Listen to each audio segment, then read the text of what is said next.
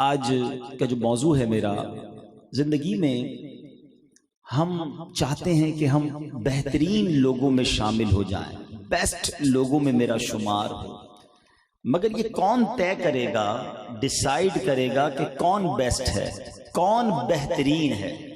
سبحان اللہ، یہ میں اور آپ فیصلہ نہیں کر پائیں گے۔ فیصلہ اسی کا مانا جائے گا جس کو اللہ نے سب سے بہترین بنایا ہے۔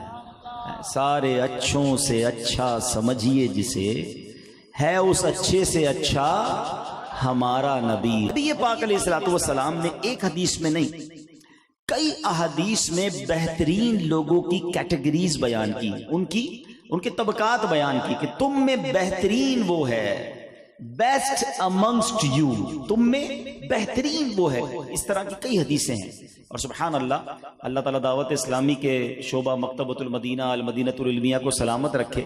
میں مشورہ بھی دوں گا، ایک کتاب پوری انہوں نے جمع کر لی اور اس کا نام ہی رکھ دیا بہتر کون۔ یہ بڑی کمال کی کتاب ہے، میں اسی سے ایک دو حدیث بیان آج کر پاؤں گا، تو یہ کتاب حاصل کر لیں۔ آپ چاہتے تو ہیں کہ بہتر بن جائیں، مگر بہتر ہے کون؟ اور نبی پاک علیہ الصلوۃ والسلام نے کس کو کہا کون ہے بہترین؟ تو یہ اسی کتاب سے میں انشاءاللہ ایک دو حدیثیں آپ کو سناتا ہوں۔ نبی پاک علیہ الصلوۃ والسلام فرماتے ہیں، خیارکم من اطعم الطعام ورد السلام۔ آقا فرماتے تم سب میں بہتر وہ ہے جو کھانا کھلائے اور سلام کا جواب دے۔ یہ بہترین کاموں میں سے ایک کام ہے۔ حضرت علامہ عبد الرؤف مناوی رحمۃ اللہ تعالی علیہ اس حدیث پاک کے تحت فرماتے ہیں، کھانا کھلانا بھائیوں، پڑوسیوں اور غرباء اور مساکین سب کو شامل ہے، یعنی اپنے بھائیوں کو بھی کوئی کھلائے، پڑوسیوں کو بھی کھلائے، غریبوں کو بھی کھلائے، یہ اس حدیث کی اس بہترین لوگوں کی گویا کیٹیگری میں شامل ہو جاتا ہے۔ اللہ تبارک و تعالیٰ نے قرآن پاک میں جنتیوں کے اوصاف بیان کیے، ٹھیک ہے؟ سورہ دہر کی آیت نمبر 8 میں جہاں جنتیوں کا ذکر ہے کہ جنتی لوگ کیسے ہوں گے، تو اس میں اللہ تعالیٰ فرماتا ہے وَيُطْعِمُونَ الطَّعَامَ عَلَىٰ حُبِّهِ مِسْكِينًا وَيَتِيمًا وَأَسِيرًا۔ ترجمہ، اور کھانا کھلاتے ہیں اس کی محبت پر، اللہ کی محبت پر، کس کو؟ مسکین اور یتیم اور اسیر کو۔ حضرت مفتی نعیم الدین مراد آبادی اس آیت کے تحت لکھتے ہیں، یعنی ایسی حالت میں کہ جب خود انہیں کھانے کی حاجت و خواہش ہو، اور بعض مفسرین نے اس کے یہ معنی لیے ہیں کہ اللہ تعالیٰ کی محبت میں کھلاتے ہیں۔ سبحان اللہ، میرے بیچ اسلامی بھائیوں، کھانا کھلانا یہ اللہ کو بہت پسند ہے۔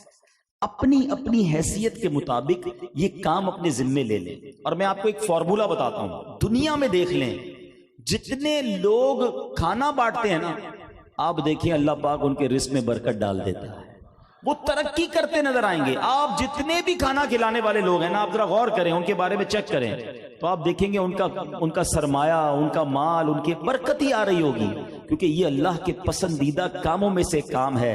سبحان اللہ، نبی پاک علیہ الصلوۃ والسلام کا فرمان ہے، جنت میں ایک بالا خانہ ہے جس کے باہر اندر سے اور اندر کا باہر سے دکھائی دیتا ہے۔ یہ بالا خانہ اس کے لیے ہے جو محتاجوں کو کھانا کھلائے۔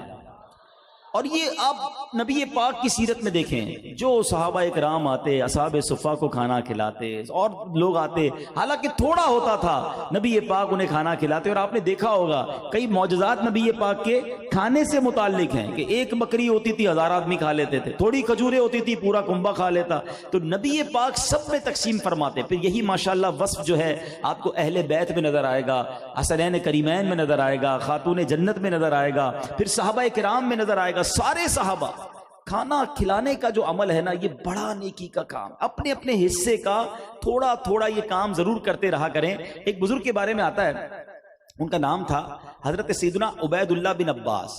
کچھ لوگوں نے پلان کیا کہ ان کی ذرا تھوڑی سی نام خراب کر دیں محلے میں، ان کا نقصان کرنے کے لیے انہوں نے لوگوں سرداروں کے پاس جا کر کہا کہ کل سیدنا ابن عباس نے آپ سب کو ناشتے پر دعوت دی ہے۔ سرداروں کو جا کے کہہ دیا، 100 آ گئے، ان کا پورا گھر بھر گیا۔ ان کو نہیں پتا، ان کو بغیر بتائے ان کے گھر کی دعوت پورے محلے میں، پورے علاقے میں سرداروں کو جا کے دے دی کہ آپ کی حضرت ابن عباس نے دعوت کی، پورا گھر بھر گیا۔ جب معلوم ہوا کہ یہ لوگ کیوں آئے ہیں، تو کہا حضرت ان کو تو یہ کہا گیا ہے کہ آپ کے گھر پہ ناشتے کی دعوت ہے۔ تو آپ نے کہا اچھا، تو کچھ خادموں کو لگایا کہ جلدی سے پھل فروٹ لے آؤ، اور باقی لوگوں کو لگایا کہ کھانا بناؤ۔ پہلے پھل پیش کیے، اب جیسے ہی پھل وہ کھا رہے تھے، تھوڑی دیر بعد کھانا آ گیا دسترخوان پہ، سب کو کھانا کھلایا. اس کے بعد کہا کہ کیا ایسا نہیں ہو سکتا کہ آپ روزانہ میرے گھر آ کے ناشتہ کیا کریں؟ ایک دن بغیر دعوت کے آئے ہیں. اب کہتے ہیں ایسا نہیں ہو سکتا کہ اب روزی آ جائے کرے اور روزی میرے گھر ناشتے کی دعوت ہو. اب انہوں نے روزانہ لنگر شروع کر دیا کہ روزانہ آیا کریں اور میرے گھر آ کے کھانا کھایا کریں. سبحان اللہ، یہ ہے ہمارے بزرگوں کا طریقہ. تو میرے میٹھے اسلامی بھائیوں، لوگوں کو کھانا کھلانا. سنو نبی پاک کی ایک اور حدیث، حضرت سیدنا عبداللہ بن سلام رضی اللہ تعالیٰ کو پہلے کا فرمان سنیں. وہ فرماتے ہیں کہ پہلی بات جو میں نے رسول پاک علیہ الصلوۃ والسلام سے سنی وہ یہ تھی، اے لوگو سلام کو عام کرو، محتاجوں کو کھانا کھلاؤ، اور رات کو جب لوگ سو رہے ہوں نماز پڑھا کرو. اب یہ 3 کام بتائے، پھر آگے کیا فرمایا؟ سلامتی کے ساتھ جنت میں داخل ہو جاؤ گے. یہ جنت کا روڈ میپ ہے. کھانا کھلانا، سلام کو عام کرنا، اور رات جب لوگ سو رہے ہوں تو نماز پڑھنا، یعنی تہجد کی نماز. تو یہ 3 کام پکڑ لیجئے. سلام کو عام کرنا بھی بڑا اہم کام ہے، مگر انفارچونیٹلی بدقسمتی سے آج لوگ سلام بھول گئے ہیں. کیا حال ہے بھائی؟ اور سناؤ کیا حال ہے؟ کدھر جا رہے ہو؟ ارے سلام کریں، پہلے سلام پھر کلام. اچھا سلام بھی کرتے تو جواب نہیں دیتا کوئی، حالانکہ جواب واجب ہو جاتا ہے، لیکن سلام کی عادت نہیں. جو چاہتا ہے نا وہ عاجزی اختیار کرے، اس کے دل سے تکبر نکل جائے. روایتوں کا مضمون ہے کہ جو چاہتا ہے وہ تکبر سے بری ہو جائے، وہ ہر آنے جانے، جس کو جانے نہ جانے اس کو بھی سلام کرے. سب کو سلام کیا کرو، جانتے نہیں جانتے سلام، السلام علیکم، السلام علیکم، السلام. آپ اپنی عادت بنائیں کہ میں پہلے سلام میں پہل کروں گا، کیونکہ روایتوں کا مضمون ہے 100 رحمتیں نازل ہوتی ہیں، 90 اسے ملتی ہیں جو سلام میں پہل کرتا ہے. اب شیطان کیا ڈال دیتا ہے دل میں بڑی عمر کا، میں بچوں کو سلام کروں، میں پیسے والا میں غریبوں کو سلام کروں، میں سیٹھ میں ملازم کو سلام کروں، میں کیوں کروں؟ یہ مجھے کریں. بتائیے پھر تکبر کس کھیت کی مولی کا نام ہے؟ تکبر ہی تو ہے کہ آپ یہ سمجھتے ہیں کہ میں بڑا ہوں یہ چھوٹا ہے، یہ سلام کریں. نہیں، سرور کائنات میرے آقا علیہ الصلوۃ والسلام کا یہ انداز تھا کہ کیا کوئی صحابی آتا، بچے بھی آتے، میرے آقا سلام میں پہل فرمایا کرتا. سارے نبی پاک کے امتی ہیں نا، غلام ہیں، مگر نبی پاک سب کو سلام میں پہل کریں. اور آج امتی کہے میں سلام کیوں کروں، میں تو جانتا ہی نہیں اس کو، میں کیوں سلام کروں؟ نہیں، سب کو سلام کریں. یہ بہت پیاری سنت ہے. کچھ صحابہ کرام کا تو یہ انداز ہوا کرتا کہ وہ بازار میں جاتے ہی اس لیے تھے کہ لوگوں کو سلام کریں گے. سودا نہیں لینا ہوتا تھا یار، اتنے سارے لوگ ملیں گے، اتنے سب کو سلام کریں گے، اتنی ساری نیکیاں کما لیں گے.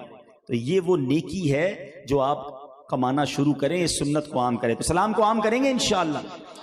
ایک عشق والی بات بتا دوں پھر اگلی حدیث پر چلے جاتے ہیں.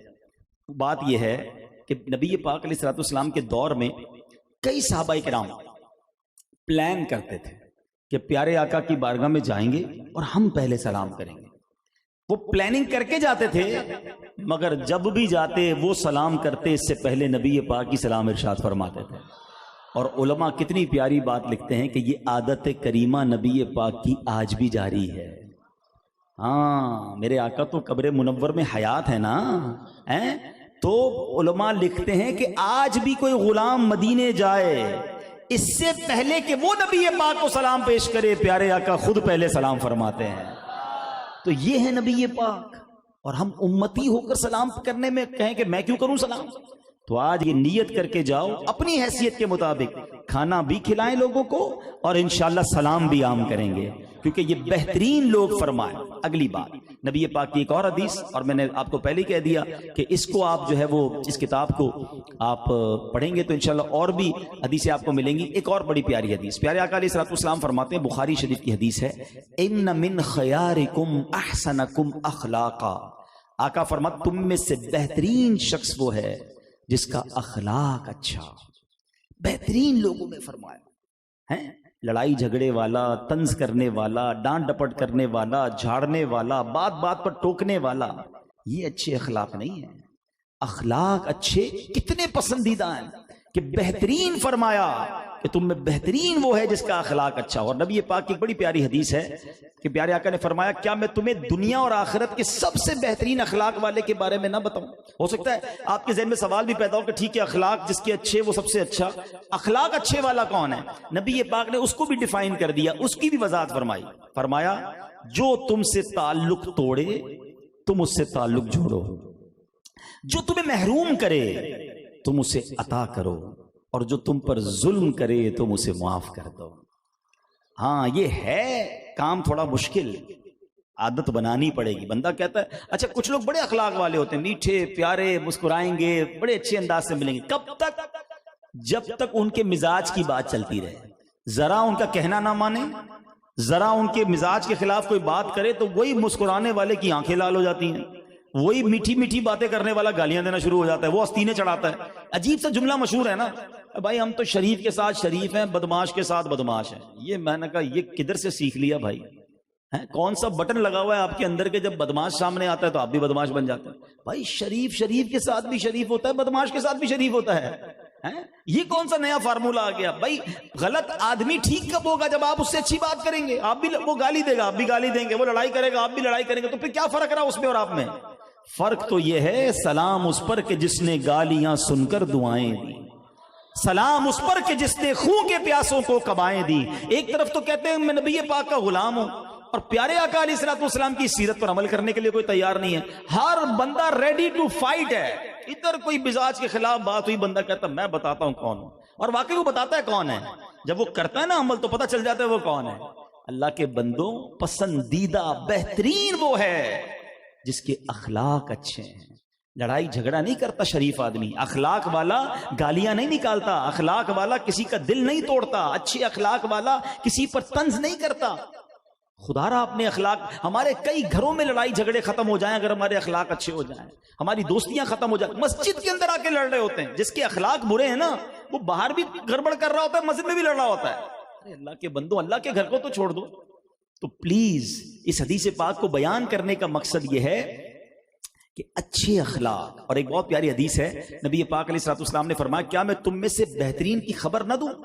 صحابہ کرام نے عرض کی کیوں نہیں؟ تو فرمایا تم میں بہتر وہ ہے جن کی عمریں دراز ہوں اور اخلاق اچھے ہوں.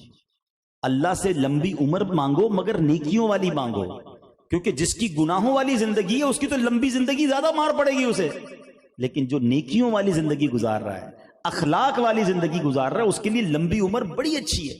دو بھائیوں کے بارے میں آتا ہے کہ نبی پاک علیہ الصلوۃ والسلام کی بارگاہ میں ایک شخص آیا اور کہا کہ حضور دو بھائی تھے، ایک بھائی جہاد میں شریک ہوا اور لڑتے لڑتے شہید ہو گیا، دوسرا بھائی 1-1.5 سال مزید زندہ رہا، پھر اس کا انتقال ہوا، مگر دونوں میں سے جنت میں جاتے ہوئے میں نے دوسرے بھائی کو دیکھا. شہید تو بڑا رتبہ ہے نا. تو نبی پاک علیہ الصلوۃ والسلام نے بڑا پیارا جواب دیا جو خلاصہ ہے. فرمایا کیا یہ 1 سال تک مزید نمازیں نہیں پڑھتا رہا؟